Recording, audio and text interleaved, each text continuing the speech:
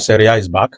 For most of us on this show, we consider Serie A the best league in the world. Kevin De Bruyne complained over the summer about Conte's style of play last season. And we know how conservative Conte might be. But if you think Conte is conservative, then Allegri is like conservative pro max.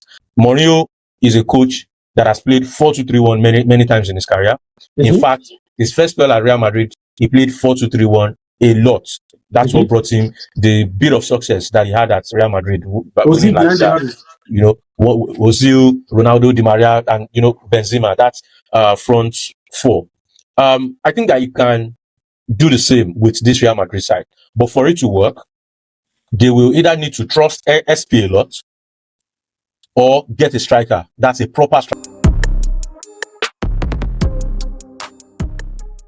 You're welcome to yet another episode of Let Go Podcast.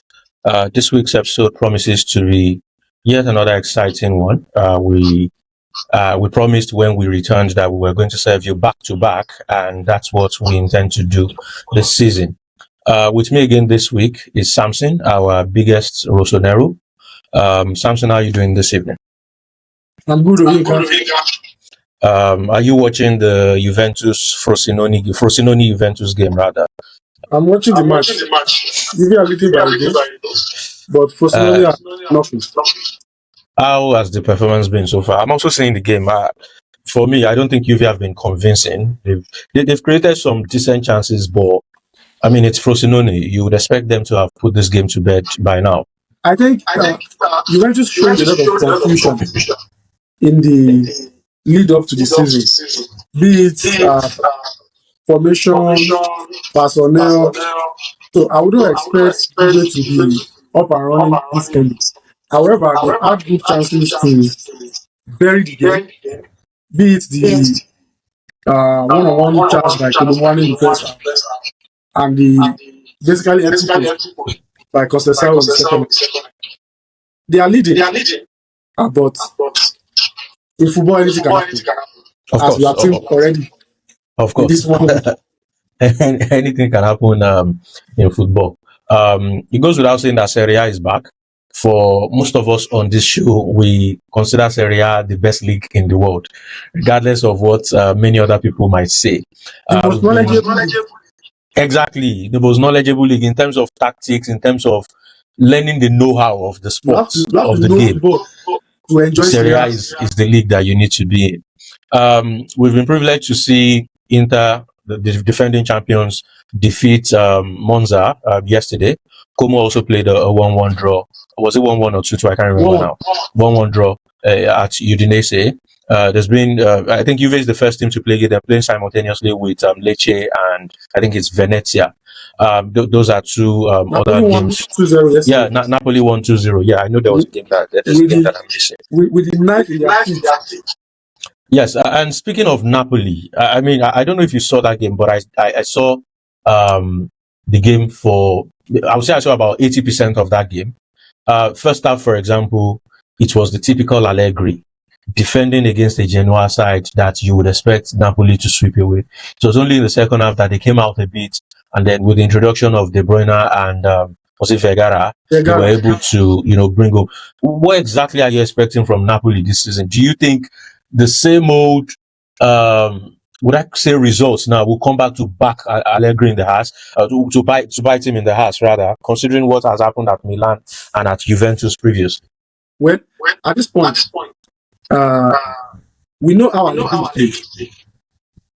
There is no benefit of doubt. Again, he's going to soak and counter regardless of the opposition. We saw how that went with Milan last season. It's going to be worse this season because Napoli will be playing in the Champions League. And imagine soaking and playing counter football in Champions League and in the league. Injuries will fall in. Players that are naturally attacking will start losing interest as the season goes by. Because football is psychological. And if for 3 seasons, for instance, I've played under the instruction of being on the front foot, then you come and you tell me I have to be in my own eye for 60, 70 minutes and look for a moment. Then I'll start losing interest in the game. So I don't want to be the angel of doom, but if Allegri continues like this, Napoli might not be top 4.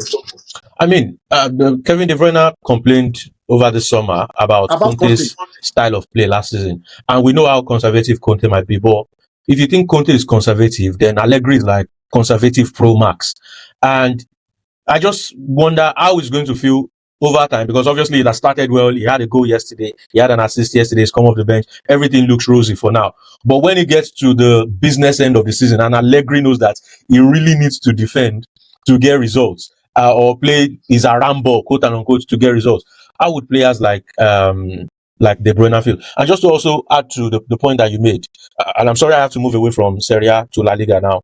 I saw Real Madrid yesterday as well against Espanyol, and I saw Bernardo Silva in midfield yesterday. He looked completely lost. And this is not to say that Bernardo Silva or Jose Mourinho played defensive football yesterday, because I think they were on the front foot for most of that game. But it just goes to strengthen your point about players being used to a certain way of playing. I mean, Bernardo Silva has played under Pep Guardiola. He has understood the way that Pep wants him to move, where he needs to receive, and is coming to a completely different system, even though it's still an attacking system. yes, But the system is still different in the way that they would like to attack. Now, compare that to De Bruyne, where you are going from an attacking system to a defensive system. I mean, That is even worse.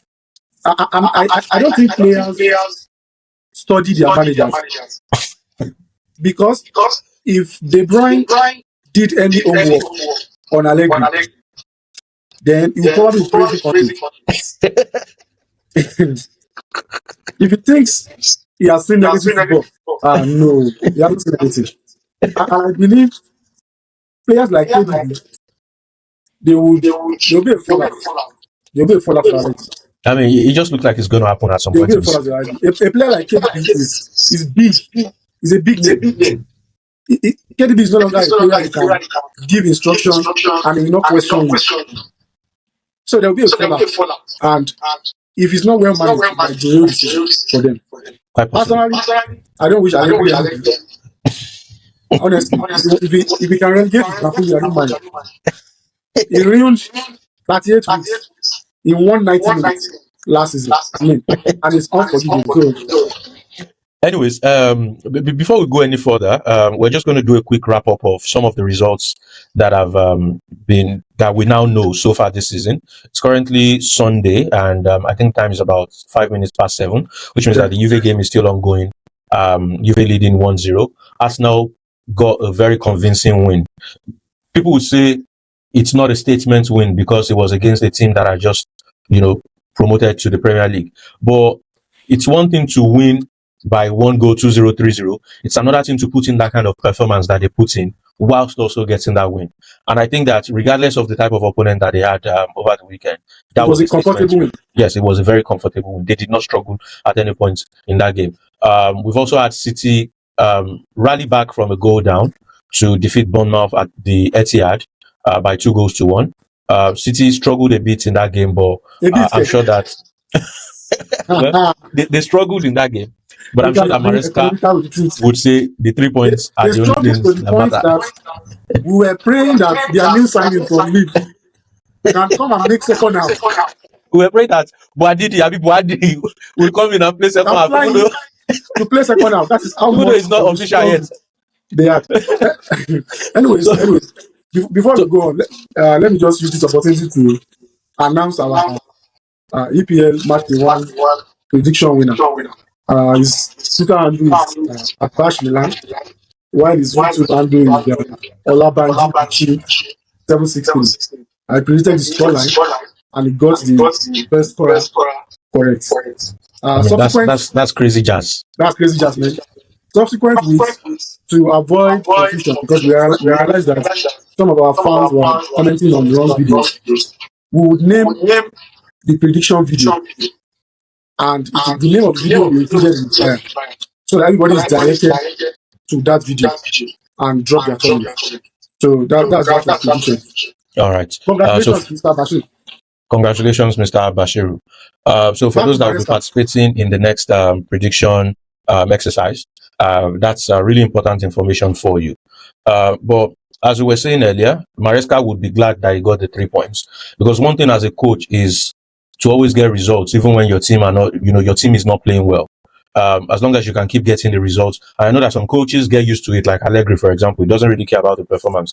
But if you're a coach that cares about performance, even if you go maybe about 3 games without a good performance and you're able to get the 3 points, you can always build on that and then fine tune things that need to be fine tuned.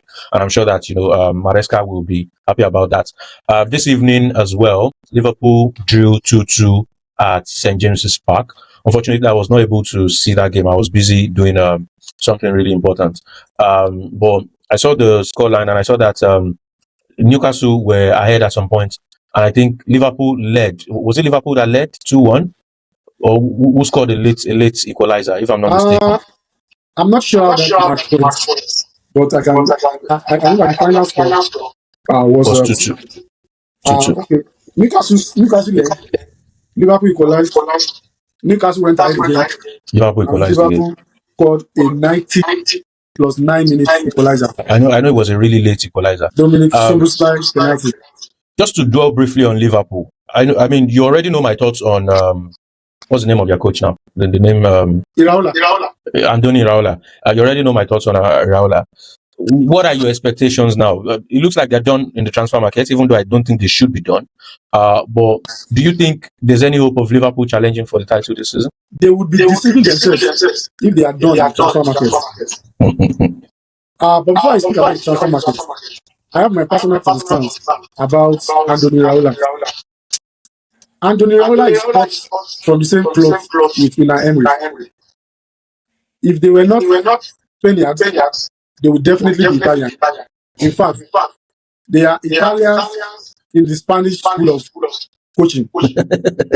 Considering the fact that they are counter-attacking coaches.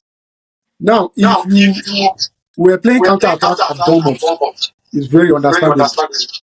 But having followed their preseason, Andoni Iraola wants to play counter-attack at Liverpool.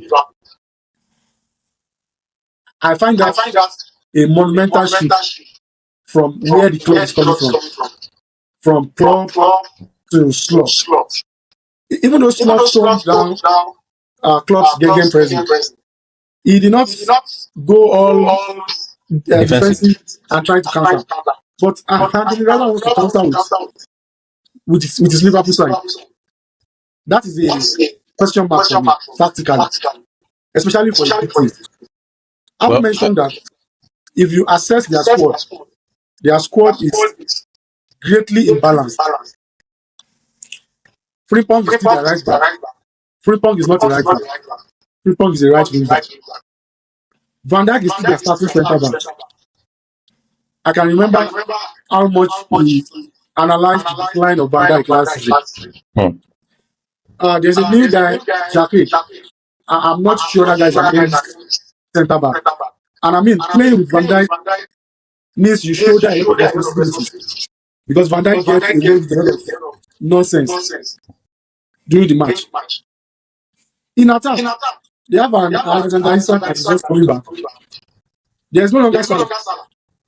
And there's been no replacement for Salah. On the left is Gakpo. Gakpo is a 10 goals winger at most this season. There's still the Florian confusion. Where do you play? So I mean, and Ekitike is out. I think Ekitike is still injured. Ekitike is still out. So it's not looking good. It's not looking good for Liverpool. They started Rio. Is it Rio Ngumo? I apologize if I pronounce his name wrongly. They started him today against Newcastle. Ngumo. And yeah, that for me that just meant that this is a team that is not ready unless they're able to do something in transfer window. You cannot go into a season depending on I think he's 18 years old. I mean, the boy may be talented and he's shown flashes of talent, but it's one thing to come in every once in a while whilst your team is looking for a goal and the opponents have sat back, and then you come in and show flashes of brilliance. It's another thing for your team to depend on you for 90 minutes. You are starting. You are required to, show that burden of getting your team ahead on a regular basis. And I do not think that the boy is ready for that. I may well be proven wrong, but we'll see. They have also lost Curtis Jones. They've also lost Curtis Jones to Inter. That's true. The squad is greatly imbalanced. Personally, there's an easy solution. And the solution is painful. And the solution involves binning Ferran in the lineup. I mean, there's no point forcing him into the lineup. It's not working. Go back to 4-3-3. Gravenberch, Soboslai, McAllister. Find midfielders that can rotate with them. Get a salary replacement and a second striker. Even though your defense is too shaky. But then if you have a Gravenberch in front of your defense line, we've seen it has worked before. So why are you trying to play 4-2-3-1? Because of Florian Wirtz? Well, I think they need a midfielder, regardless of who they have now. Reason being that even if they go 4-3-3, their midfielders are not reliable, save for maybe Soboslai. Gravenberch and McAllister are not reliable health-wise. So you're not able to really count on them for the whole season. One injury, they may miss 10 games and then you're back to square one. So even if you want to go 4-3-3, I think they still need to get, one midfielder. But they are just 5 midfielders. If you count Florian Wirtz, they have Gravenberch, McAllister, Soboslai, Wataru Endo, and Florian Wirtz. Gravenberch, McAllister, wow, just 5. Just 5. And that's not even top grade level midfield. I mean, you can't count that as top grade elite midfield. If Arsenal were serious, anyway, they should do 3 pits.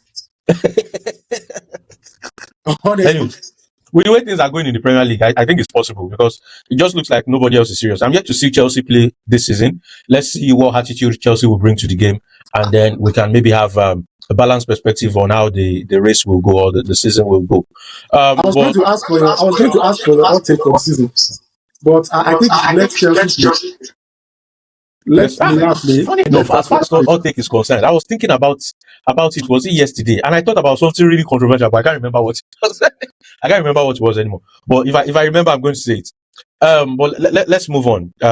Let's move to Spain, where Real Madrid managed a 2-1 win away to Espanyol. Thanks to I'll say they struggled in that game because in as much as Real Madrid tried to play on the front foot and tried to win the game on their own terms, they were also caught out a lot by Espanyol, and Espanyol could have taken the lead a number of times in that game, even after they got their equalizer. Now, my biggest worry for Real Madrid, and I would like to know your thoughts on that.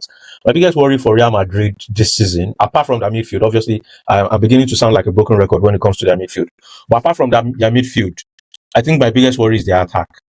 And I think I mentioned it in the group whilst they were playing that why is it that no one is willing to try Vinicius on the right wing?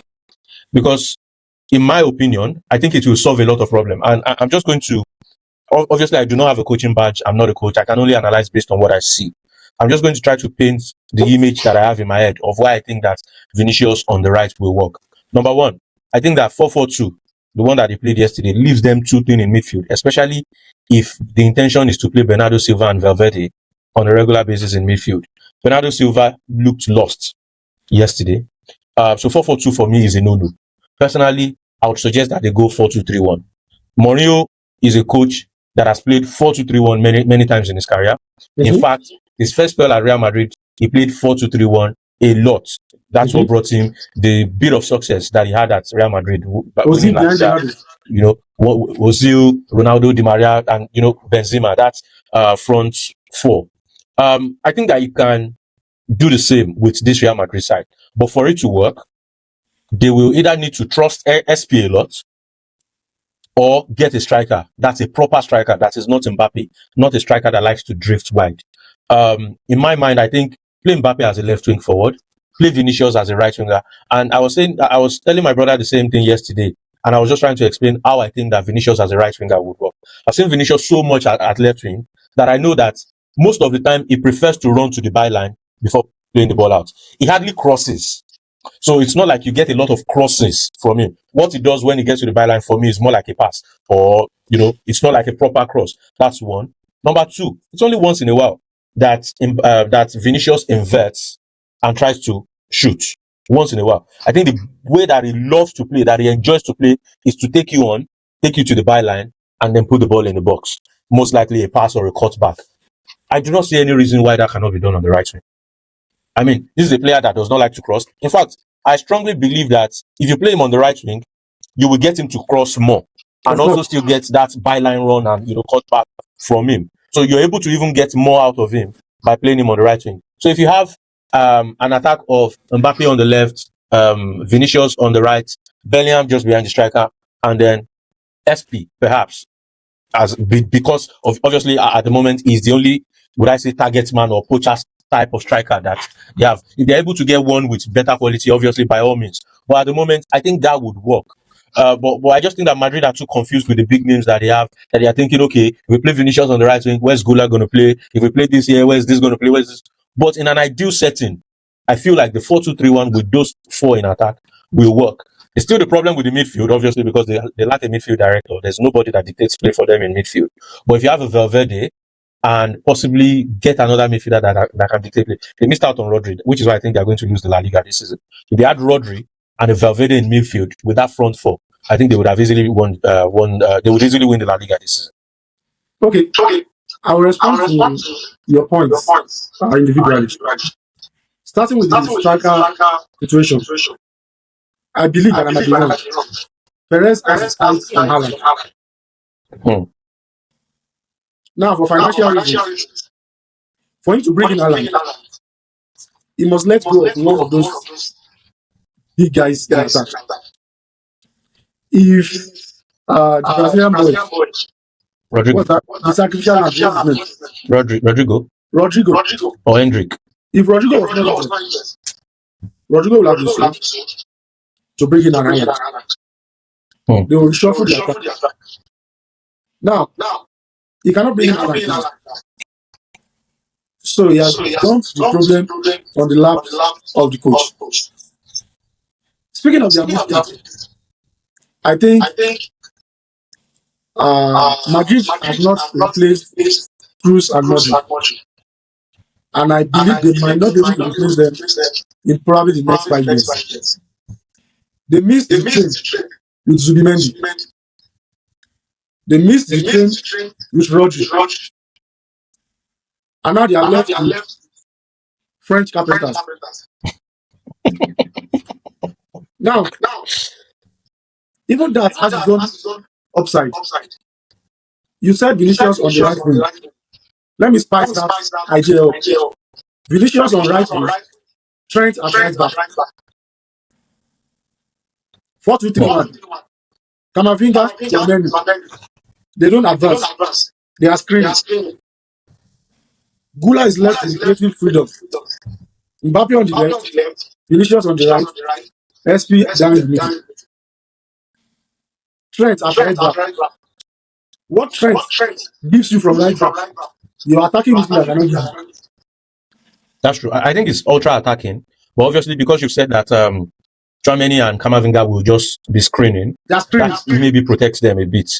It does make sense, but I still think they're going to lose control in midfield. That control is very important for me. Control is, if you do not have control in midfield, then it's very likely that teams are just going to come at you, knowing that, we just need to harass these people in midfield. It's like, you know that 4-2-3-1 is not a control formation.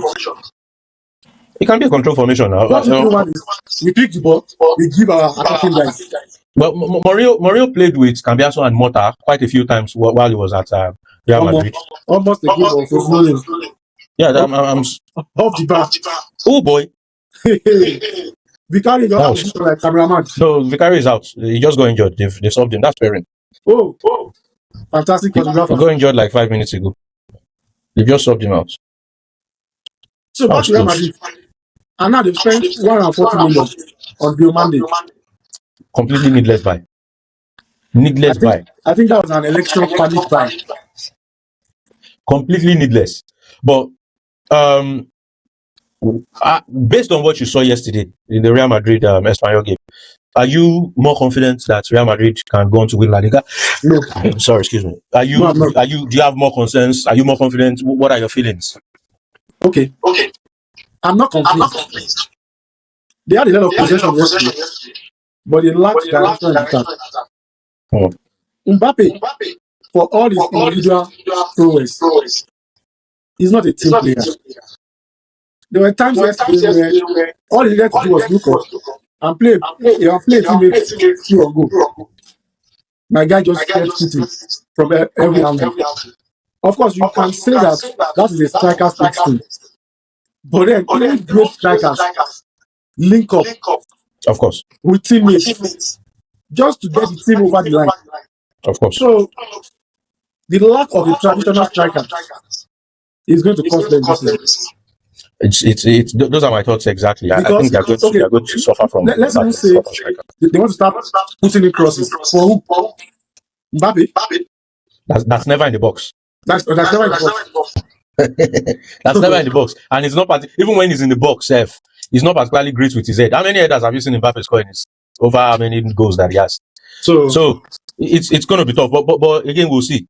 Staying on La Liga, I was reading. I didn't see the Atleti Villarreal game that ended 2-2. By the way, I was reading on Twitter that Julian Alvarez came in, and when he was going off, I think some fans tried to clap him off or just to sort of encourage him, and he didn't even respond. When those situations where fans clap for players and then the players clap back, and he did not even respond. He just went away. I mean, it looks like the situation there is completely bad now. I am enjoying what the club is doing to you. Why? I'm thoroughly enjoying it. Look, it's a job. You don't throw tantrums because you want to win. Barcelona made it worse with their tactics. You know the way they feed influencers news, and they kept piling pressure on Atletico Madrid. Only for Atletico Madrid to turn the situation over, turned it to a meme, and Barcelona became a complete joke. I mean, that's Barca's strategy. Whenever they want to go for an important player, they push on pressure, they push under pressure, they spread rumors on social media. You get. So you should suck it off. Okay. Well, there's still how many days left in the transfer window? Maybe he will get his move. Maybe he wouldn't. The situation is almost like Ademola Lookman's situation at Atalanta. Was it last year? I think it was last year now. Just last summer. And eventually Ademola Lookman was able to get a move. Possibly not the move that he wanted, but at least he was able to get a move away from the club. So maybe by this time next year, maybe we'll just be seeing Julian Alvarez at Bayern Munich or PSG or one other, or maybe Arsenal. So, but we'll see how that goes as well.